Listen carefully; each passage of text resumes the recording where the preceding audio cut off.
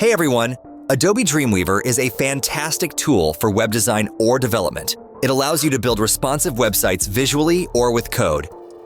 In this video, I'll guide you through the simple process of downloading and installing it for free on your PC or Mac so you can start creating without any hassle.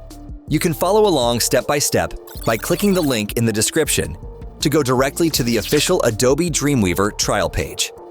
Once you're on the page, click to start your free trial. Choose the individual plan to start your 7-day free Adobe trial. Want more value? Add Adobe Stock for a bonus 7-day trial and 10 free assets, perfect for creative projects.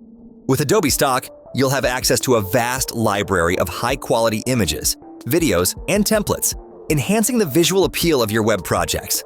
Even if you cancel, you keep all 10. That's free content, no strings.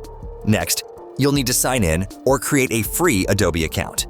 It only takes a minute. Adobe will also ask for a payment method, but your card won't be charged as long as you cancel before the trial ends.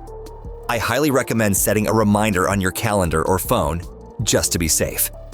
Once your trial is active, Adobe will prompt you to download the Creative Cloud desktop app.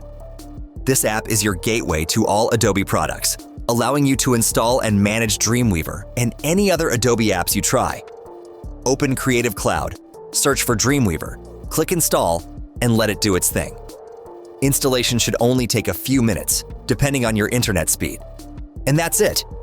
You now have Adobe Dreamweaver fully installed and ready to use for free for the next 7 days. Whether you're building websites with HTML, CSS, JavaScript, or working in visual design mode, this is a great way to explore all the pro features without paying up front.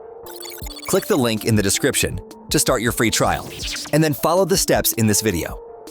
If this guide helped you out, give it a thumbs up, subscribe for more simple how-tos like this, and tap the bell icon so you don't miss future updates.